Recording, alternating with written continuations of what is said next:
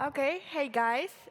So my name is Tanya, and I work as a biz dev in a Web3 security company. That's why I'm doing quite a lot of outreach. And yeah, just to know the audience, how many technical people we have there? Can you raise your hands? Okay, I see, and like more like business marketing people. I see that you're like marketing or some or business. Okay, communication. Okay, anyway. Um, so that's nice. Yeah, so I will speak actually about how to use Telegram in a way that it saves you time and also maybe helps you to organize your information that you have there in a more efficient way. Okay, yeah, that's the plan. So I will start with more organizational tips. First, I actually, when I go to the conferences, there are like so many people I talk with, and then it's like all the chats in Telegram become very crowded, and sometimes I can miss some important information. And so right from the beginning, I was splitting my Telegram on different folders, like Web3, I don't know, Connects, or like, there was an image. Okay, anyway. So I was splitting it in different folders, like regarding my interests, like, I don't know, psychology, I don't know, relocation, whatever it is, and also Web3 Connects on different events. But then I realized that even if I split it like this, it's still kind of hard. So I started to do like a folder called like important. So when I talk to some person with who I can potentially have some good business cooperation later, or just we agreed on something specific, I even created like a folder called important, and then I check it every now and then. The other part is, so I think many of you probably use it, but saved messages in Telegram, it's basically your chat with yourself. So for me, it's very useful. I can send some information from other chats there, or I can also add hashtags to some messages I send there, and then look easier for new information. And also, what I really like in Telegram is this calendar that you can use. So when you go to any chat and you click on the date, then there is a calendar opening, and you can go to basically any date in this chat history. And if you remember that, I don't know, maybe your friend sent you some information about some event or where you're going to meet around some dates, and you easily go there and you find it, and you don't need to just ask the person again, oh, okay, I saw how it works. That's how like folders look. So basically, that's not all of them, but yeah. Okay, now about the like smart messaging and stuff like that. So I do use delayed messages sometime, especially if, let's say, I have like a call scheduled for, I don't know, the next day, and I need to notify again like all the people who are going to be on the call that it's going to happen. Then I just schedule it just the day I'm like know about this call, and then they get the notification, and I don't forget about it. It's also, if you, I don't know, a biz dev, a communication lead, you can not only schedule the message for a specific time, but also sometimes you are scheduling a message for time when the user gets online. So basically, the person gets online, and he has your message on the top of all the chats. But again, I don't know. I think some biz devs can be annoying, and you don't want to read all the spam they are sending sometimes. So actually, you can go to the settings bar, and then you can make in the privacy and security section in the settings bar, you can make that all the new chats from people with who you don't have the interaction before, they go to the archived. So I don't know, if you're tired of messages from some unknown users, you can just archive all the chats from the new users via settings. What else? Okay, yeah, that you can also search either all of your chats, or you can go to a specific chat and search within it for specific words, or like if you take it in commas, like some phrase you remember they said, you can find this specific phrase, which I also use if I don't know, there is some database with contacts and they mentioned something. So yeah, also, I think pins do work, and I like pins in Telegram because you can not only pin information for yourself, not only for everybody in the chat, but just for yourself. So again, I have sometimes friends who are sending me some crypto learning materials or something, and they just send it to me. They don't want, I mean, they gave it to me. They're not going to learn it themselves. And then I just pinned it for myself, and then I go to the chat. I can go to these links, and yes, I don't have the unnecessary information pinned. Or you can pin for everybody, basically. Yeah. Oh, yeah, OK. So since I work in a security company, I try to be more secure, even though I think I'm far away from these auditor guys that we have, and with all their very privacy-focused personalities. But I still do some things to protect myself. And in Telegram, you can turn on like two-step verification.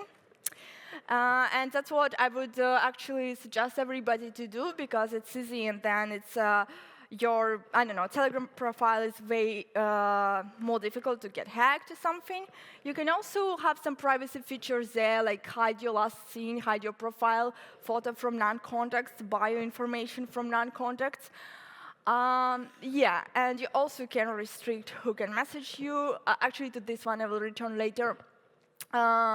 And one other feature, you can disable forward link. So sometimes we all can forward messages from the contacts that we have to, I don't know, other chats. And if you disable this link, then people can't go, like, just tap on this message and then go to your profile. They just see your name, and that's it. Oh, yeah. OK, I don't know if you know that, but there is actually a feature where you can read the message without, let's say, opening it and read lots of messages that got sent to you. Do you know about that? I think like many Russians should know about that. I don't know. No? Well, anyway, so if you have lots of messages, you don't want to open the chat, and for some reason you don't want to read it, it's just funny, in my opinion. You can just do a long tap on the user profile, and then you can, there is like a window opens, you can scroll all the messages, read it, but it's not had read receipt. Yeah. OK, about, wait. Yeah, just lead sourcing. I don't know, like, I mostly like to do more like warm outreach, of course. I don't like doing this cold outreach. But if I need to do that, I basically go to Telegram groups of different DeFi protocols or projects with which I want to speak. And then I can just search for the members and just name the protocol name, put there in the search bar, like, I don't know, Aave, whatever it is. And then there can be some leads from the team, and I can maybe try to talk to them. So, yeah. OK, now about bots, saved messages, and CRM. As I already mentioned, your saved messages, it's like your personal CRM in Telegram. It's also there in saved messages. You can also use delayed messages as reminders. So, I don't know, I just pinned my saved messages actually very, like, on the top of my charts, and then I use it sometimes as reminders. So, like, in the, I just make a delayed message in the saved messages, and then someday it just pops up, and I see that, OK, I need to do this. There are also different bots that are available on Telegram. And for example, there can be bots with governance alerts.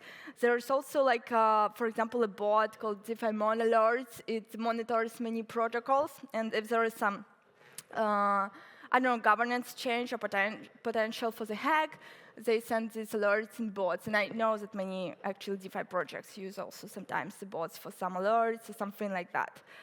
And again, about organization, you can always add hashtags to your messages, and then you can find all the messages with this hashtag, which can be useful if you, I don't know, maybe tell your team some tasks, and then you have this group chat, you can do hashtag tasks or something, and then you can find all the tasks you gave throughout, I don't know, a month, a week, whatever it is. Yeah. OK, so about power features, I actually suggest to follow maybe these accounts like Telegram Durov or Premium if you have Telegram Premium, because they have features, like new features very often, and then they post there these small videos about new feature, and you can just check them sometimes to find if something useful. And yeah, I think it's all posted in a very easy way, like very good user experience. They just small video how something works. Also, what I like actually is this feature to translate posts and messages. So if your Telegram language of the app is English, then if you go to any group and there is some messages not in English or any channel, it automatically suggests you to translate it. It's both in desktop version and in the mobile version. In mobile, you just need to click on the message and then there will be option to translate. And I think in desktop it's just on the upper part of the chart there is an option to translate. Yeah, also what I like about actually, I think that's the next slide. Oh no, this slide. Okay, Telegram Premium said you can translate audio messages that get sent to you into text. So voice-to-speech translation, and I don't know, it translates it quite well. Almost never had any problems with it, and sometimes if somebody, I don't know, sends you a long audio message, which I hope don't happen, but then you can use this auto-translate function. Oh, I mean, voice-to-text to speech translation. Yeah, this is just some features that are maybe not that useful, but I personally like. And I feel like now, I'm shilling Telegram Premium, but I really don't. At least they don't pay me. But I do like animated images that they have, and I put some of them there. There are some with Bitcoin, Solana, and just some cute cats. Anyway, so yeah, with Telegram Premium, you can send these images, and it's just nice. I don't know, I like it. And also, if you are again you need to somehow promote your project, then if you have Premium, you can post some stories on Telegram. So I don't know, especially I've seen it with some biz devs. If they go to some conference, they also put the stories, I don't know, their pictures and some words that they're going to this conference. So if you want to catch up there, we can do that. Yeah, also about messages. So as I said, sometimes I think for crypto people there are lots of chats and lots of messages from not that relevant people in Telegram. And what they actually created now is that you can charge with TG stars the ability to message you. So I haven't seen many people use it, but I did see some people. And so actually, if you have Premium, you can go and you can only allow non-contacts to message you by paying Telegram stars.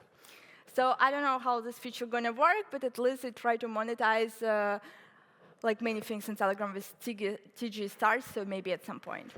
Yeah. So I think that's it. And thank you for your attention. If you have any questions, I will be more happy to answer. Thank you. Okay. Yeah. You can start. Oh, somebody's coming. Okay. Hi. Hi. Thank you for the presentation. I have a question, because Telegram is, let's say, the protocol is open. How did you use any other clients that are using the same protocol? So, for example, for client or something else, because it can use the same protocol, communication protocol to work. So it's just the client on the phone. So do I use other apps with Telegram? Or Yes. Because it's an open protocol, so any application can use the same protocol to send messages. Oh, yeah, OK. I think if something that I use with Telegram, there was something called, at some point, all-in-one messenger. So I don't know, if you have many Telegram accounts, and actually on Telegram, in one app, you can have maximum, I think, 5 accounts, and if you have more, there was something called all-in-one messenger where you can actually open.